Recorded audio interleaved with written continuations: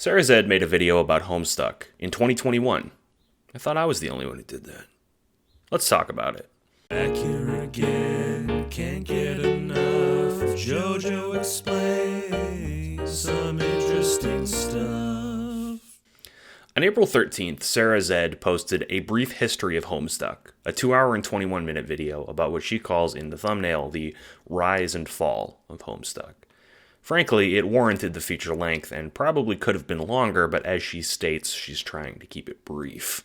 In the video, Sarah Zed comments on the state of the fandom, and the back half is devoted to unpacking recent drama by way of communication between What Pumpkin and fans, as well as the investigative article written by someone named McLovin H.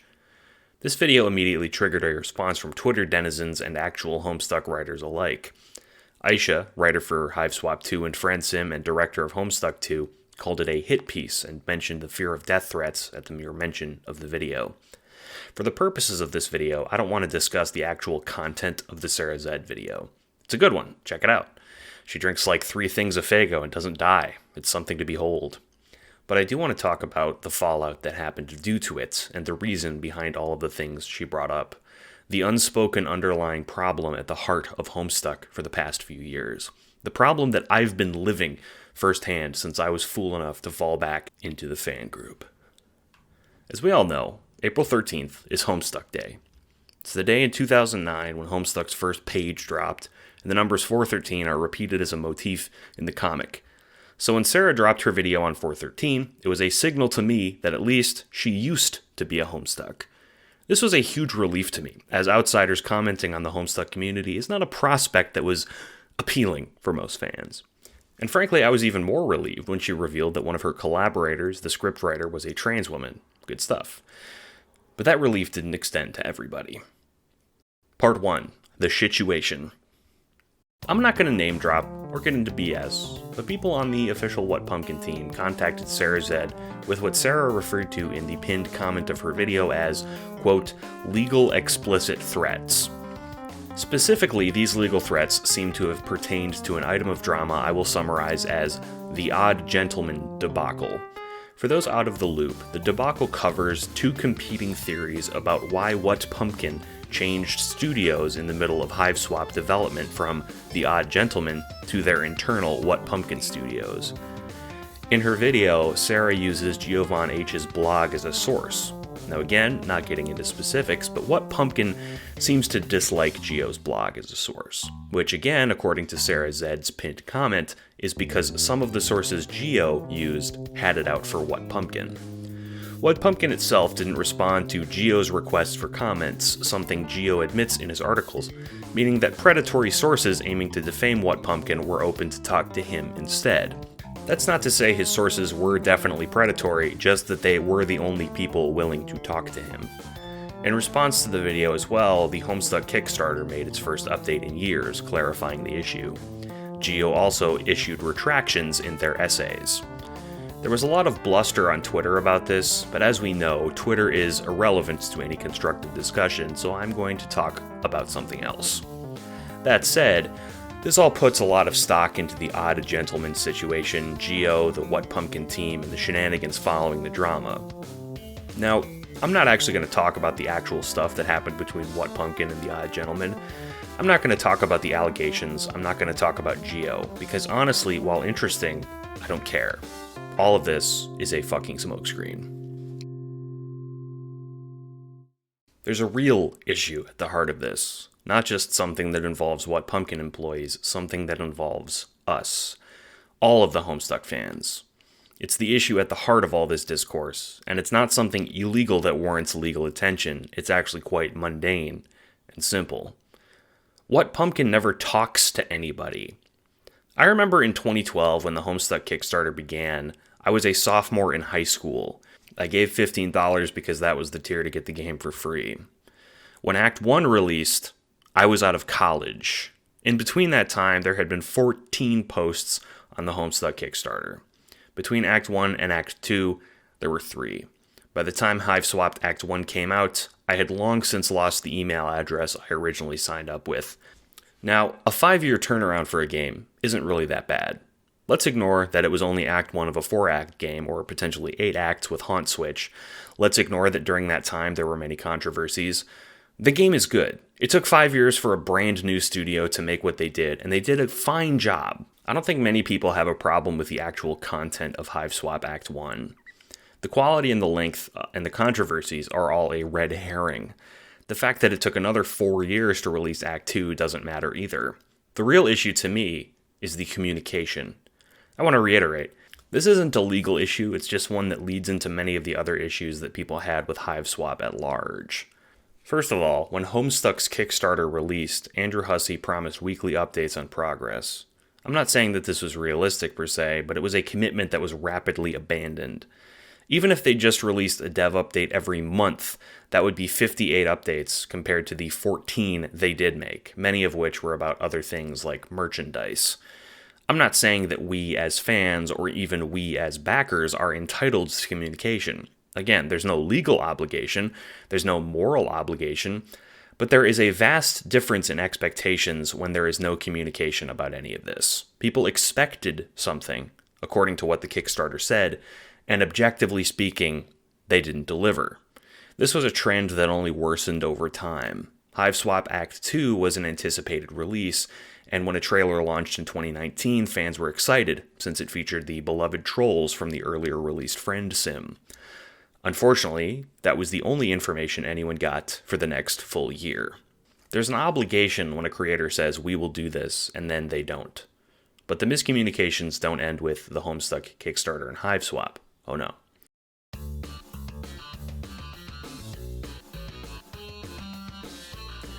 On November 20th, 2020, 5 days before the release of Hiveswap Act 2, a Twitter was made under the name TeamStuck, or Homestuck Team, which had the explicit goal of answering questions from fans. This was a long time coming. It was a PR move that was unprecedented. PR in relation to Homestuck products up until this point came in the form of tirades by Andrew Hussey himself, so a Twitter to answer questions seemed like a good idea. Unfortunately, the project was short-lived. Only 26 tweets were made, and the linked Curious Cat page only has 15 answers. The last post was on November 30th, 2020. At the time of this Twitter account, a lot of questions were circulating pertaining to the future of both Hiveswap's further acts and Homestuck 2, which had been getting some backlash at the time. Most of these went unanswered. I know they were asked, by the way. I myself submitted questions that went unseen.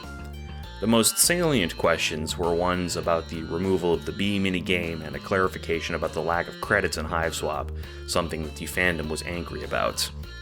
The post about removing the credits references targeted harassment, which I'm going to get into more soon. The times What Pumpkin has communicated are few and far between, but they too have a very similar air to them. Usually What Pumpkin's PR material comes directly from Andrew Hussey. Most recently there are two examples. First, Andrew announcing the end of the Homestuck 2 project himself, and second, the clarification on the allegations made in the Sarah Z video. It's unknown if Hussey authored the latter or not, but it's pretty clear that he at least gave his approval. Again, I'm not trying to get into specifics, just that in two different cases, Hussey felt the need to clarify things for the fandom in some act of finality. Hussey, who is presently busy releasing a property on Steam known as Cyclonials. The viewpoints by now should be clear. On the one hand, there are the fans who resent the team for a lack of communication at best and active antagonism at worst. On the other, the creatives, most specifically Aisha, feels as though the fandom is hostile. They're afraid to communicate because of fan toxicity and, as Aisha said, death threats. These are frankly not mutually exclusive viewpoints. Aisha's feelings about death threats are warranted, but at the same time, so are fans' feelings of miscommunication. Critique can feel incredibly hostile when they're coming from the same fan community that has sent explicit death threats. So what? Does that mean that both sides are justified in their vitriol? Does that mean that this Ouroboros of toxicity is destined to spin forever? No, because this account and this understanding doesn't speak to the real issue. The real issue is hidden by fan outcry and the creator defensiveness. It's hidden behind caked-on clown makeup and Toblerones. First, let's talk about public relations. We can all agree that What Pumpkin is a company. It makes products and delivers them to us for money. Ideally, someday we'll live in a world where money isn't necessary, but for now, we do. So let's talk about what that means for What Pumpkin's employees. Public relations refers to, in business, the employees or third-party firms who monitor the audience's reactions to things and make statements about them for the sake of transparency. For instance, if I had a soap Kickstarter and wanted to tell my backers and investors about how my soap is coming along, I'd have whoever my PR person is issue a statement. The PR person can be anyone, including me as the company's leader, but usually there's someone dedicated to the task. It's no small task either. Staying on top of things is a vital part of keeping audience excitement up for products, especially ones that might not deliver for years. During the early days of Homestuck, What Pumpkin's de facto PR guy was Andrew Hussey himself. He wrote all the Homestuck Kickstarter updates as far as we know and communicated the things that most needed communication. This was fairly standard as Hussey had been the PR guy throughout Homestuck's original run. PR was probably something Andrew Hussey considered synonymous with the entire writing process, as in the olden days, under Homestuck updates there would be Hussey's blog, which readers could peruse if they liked. Unfortunately, this PR strategy sucks ass. Hussey is famously bad at social media. His Tumblr was basically neglected, his later Twitter was barren, and he doesn't seem that interested in the opinions of denizens of these websites. His only connection to fans in the early days were the forums and his fucking Formspring, both of which are now defunct. This was as opposed to the fan base, who historically was on Tumblr and now resides on Twitter and Reddit. This kind of disconnect back in 2009 was charming, but in 2021, when Andrew Hussey is leading a team, it's kind of shitty. From the end of Homestuck Kickstarter in 2012 to today in 2021, What Pumpkin, and more specifically Hussey's PR, is dog shit. Every time a release is made, his foot gets shoved so deep into his mouth, the man turns inside out. I'm being hyperbolic, but in the most recent 4 cases he's interacted with fans directly, it's been a nightmare. Time number 1 was the infamous Reddit emails, which, frankly, I'm not going to get into because that's going to give me the world's most titanic migraine. Time number 2 was the HS2 update. The outrage there was twofold. On the one hand, HS2 fans were pissed because something that they liked was ending, and on the other hand, HS2 critics were pissed because it was still going to be finished. Time number 3, the most recent Kickstarter update, which I've already discussed, and time number 4, dclussy.tumblr.com. There seems to be some confusion about this. Homestuck is my intellectual property, and mine alone. All of my headcanons are 100% legitimate, whereas yours are all laughably fake. There is no room for interpretation whatsoever in Homestuck. Now this is all funny haha jokes. This is all memes. Let's point at the 40-year-old man and laugh about he doesn't have any PR. It is very funny from a reader perspective, and it explains why the readers and fans have been annoyed for so long. But then again, what about the people who got those death threats? Remember those? I'm not trying to get pissed off on anyone's behalf here. If Aisha isn't angry at Hussey about this, I'm not saying she should be or that we should be for her. I'm just saying that objectively speaking, with a dedicated PR person working for What Pumpkin, the job of PR would not have fallen to an inept man. And when that inept man left to make his own stupid company to produce a, let's face it, shitty ugly clown game, he put a bunch of vulnerable minorities in charge of PR instead. For anyone who's angry at me for calling Cyclonials a shitty ugly clown game, please do not be. If Andrew heard me say that, he'd take it as a compliment. And let it be known, the writers and collaborators of Homestuck 2 and Hiveswap are vulnerable. They're all some brand of LGBT or Q, and on top of that, some of them aren't white. They were put in danger by being exposed to the shitty fan elements that Homestuck has been brewing for decades. But let's not forget the fan elements. Oh no, don't think I'm letting the fans off. All you fuckers are on the hook for this one. Fans sending creators death threats isn't just some happenstance. It only happens in a place where this stuff is truly harbored. A lot of people like to scapegoat the Reddit or the Discord for the fan hate, and don't get me wrong, there are plenty of June-hating transphobic weirdos in there, but frankly, Twitter is also to blame. Twitter as a platform makes it incredibly easy to construct a situation where one group is pitted against another. Remember June buggers? Remember the hard Juners? Remember the comments you've gotten on your post about how June is a shitty headcanon? Remember when you made a video about June and dozens of people commented slurs in the comments section to the point that deleting them nearly took 5 minutes? That last one was probably just me, actually, but still. Let's summarize. Hussey failed to protect his collaborators from the internet hate mob fueled by the poison of social media at large. I can't stress this enough for legal reasons, but this isn't a legal indictment. There's no legal responsibility that Hussey had to cover these people's asses. There's no indication that Aisha or any other writer asked for it. Still, that doesn't mean that his inaction should be excused, nor that Andrew Hussey isn't a fucking asshole, in this writer's humble opinion. But we're not done. No. Look at the video's progress bar. There's more to discuss.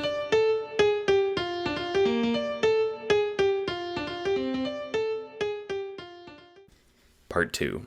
Sarah Zed's video. Sarah Zed, by her own admission on Tumblr, said that the threats were specifically pertinent to the allegations about the fallout between What Pumpkin and the Odd Gentleman. The information Sarah used was all part of a series of 2 articles released by Giovanni H. on their personal blog. What's strange, then, is that Sarah's video and not Gio's blog was the one that received explicit legal threats. Neither Gio nor Sarah assert that anything in the video is incriminating, and much of it should be, in Sarah's words, quote, taken with a grain of salt, which Gio has agreed with explicitly. Gio's blog posts were written as early as October 3rd, 2020.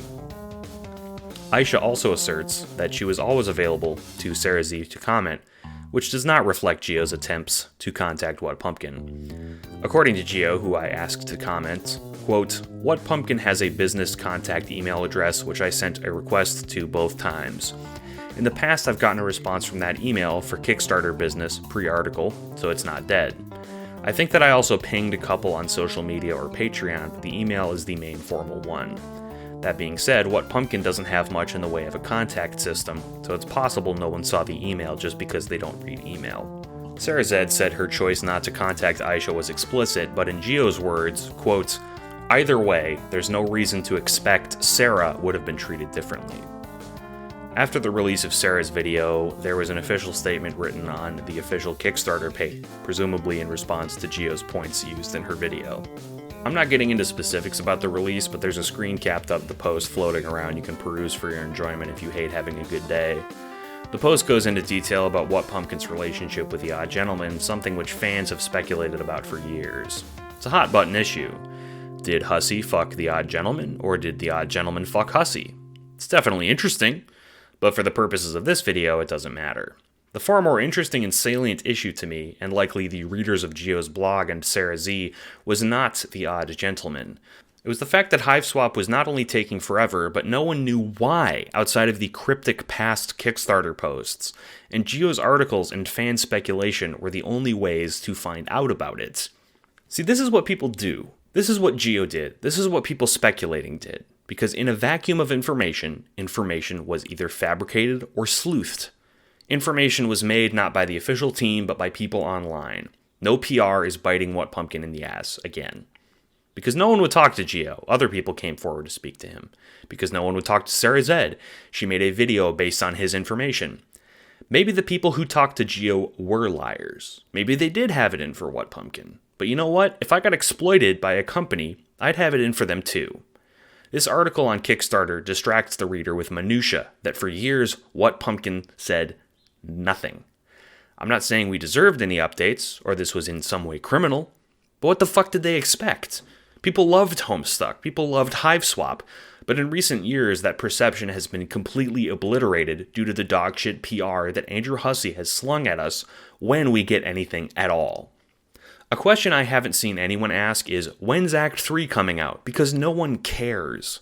Act 1 and 2 were fine, but they weren't wait almost 10 years for half a game fine.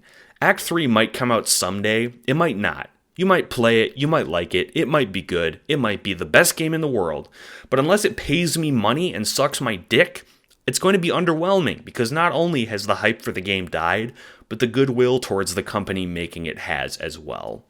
Sarah Zed's video, Gio's articles, and the endless stream of Hiveswap speculation videos all sought to solve the same problem: a lack of communication and public relations. It's what caused Aisha to fear for death threats when a 300k YouTuber so much as posts a video about Homestuck. It's what makes fans disappointed with Act 2. It's what made so many people just leave. It's what happens when you operate your PR through fucking Toblerone bars. Part 3. What now? Over the years, Hussey has made it clear that he doesn't know how any of this works. He fired the odd gentleman for a perfectly competent demo of the game he asked for them to make. He wasted backers' money and asked for more later on. He started making an unrelated project when his writers were getting shit on by fans. It's easy to blame him personally, but frankly, I don't know. Hussey was a man passionately making a project, and when that project got out of hand, he failed to salvage it and tried to hide it behind years-long silence. I've spoken to many people, and the sentiment is the same. If he'd told us, it would have been so much better. I wish I could recapture the fandom in 2012. I wish I could be there for the sheer joy of seeing other Homestuck cosplayers at cons and happily speculating about Hiveswap 2. But I don't live there anymore. I live in the world where I dread Homestuck 2 updates, and I feel like BNFs could dogpile me for saying John Egbert, because the bus driver drove Homestuck off a cliff and into the ditch. It's clear Hussey hates this fucking comic. If you'll indulge some rampant speculation, I have strong feelings he's hated the comic from early on. He doesn't get why people like Nepeta. He said that he wanted to make things after Homestuck. Right now he's neglecting his own property for a new one. If he didn't hate it, it sure fucking seems like it. So what now? We're left in limbo. Geo, Sarah Zed, and me can't change a whole fandom. Sarah Zed said two things in her video early on. One, that the fandom is dying, and two, that we're in denial. I don't think the fandom is dying because I meet new readers every day, but I do think that we are in denial. We're idealizing the past, and we can't let go of that Sharpie Bath heyday. We can't get rid of idealizing Homestuck. It's something that most of us weren't even there for. Homestuck isn't dying, but it probably should. My good friend Janai made a comment once that has stuck with me. The Homestuck fandom is very divorced now from its author. So little of what I see in the Homestuck as a fan community is driven by Hussey or the writers. Hussey is ostensibly gone, making his aforementioned shitty ugly clown game, leaving the comic in the hands of his fans. Fans who make fanworks, zines, fics, art, and even entire unofficial Homestuck virtual conventions. Well, okay, there's only one of those, but still. Homestuck lives on not by the virtue of its releases, but by a fandom whose twilight years have comprised 3/4 of its entire run. It's been kept alive by the ventilators and medical equipment of fan groups, hoping to extract just a little more juice from its bones. If you're looking for more Homestuck, don't look towards What Pumpkin. Look towards zines. Look to artists, to creatives. There's the Paradox music team, there's Vast Error, there's the artist Riot Breaker, there's Yo It's Crow, there's Will at Homestuck, there's New Game Plus, there's Midnight City, there's Friend Sim 2, there's Sakon, there's Articulately Composed. The Twitter artist Service made this thread, which is chock full of fan creatives if you want somewhere to look. Homestuck is ours now. Let's hope Hussey doesn't start sending cease and desists and just hope we can keep this going for a little while. If you're a Homestuck artist, post your work in the comments. I'd really like to see it. When will Hiveswap 3 come out? Who will care? What will the fandom be like in 2025? Who knows? All I know is that I'm ready to move on. I don't want to be here anymore. I'll still make Homestuck projects going forward, but I can't muster the gumption to care anymore. I'll probably get into Gundam or something. Robots are cool. I'd like to thank my patrons this month: Sebastian Hagert, Zipper Rosic, Zach Vincent, Kaleidoscope Mediator, Elizabeth Michalik, Luna Skywalker Tucker, and of course, Jojiro. I don't have a fake sponsorship after this video. All I want to say is that Raycon earbuds suck ass. I bought a pair and they broke like immediately, so don't buy them. Yeah, this is probably going to be my last Homestuck video in a while. Shadow the Hedgehog Part 2 is coming out pretty soon, so, keep your eyes peeled for that. that's all I got. Just subscribe to my Patreon, and special thanks to both Sarah Zed and Geo for making their respective critiques. I've been a long time fan of Sarah Zed myself, and seeing her make like a whole Homestuck video was fucking wild. And Geo, I had the pleasure of talking personally to for this video to take his statements about the issues. And I think they're treating him very badly, you know. The guy just wanted to make a investigative journalism piece, and they called him a stalker for it. I think that's shitty. So yeah, you know, just be good to each other. I'll see you next Sunday. See ya.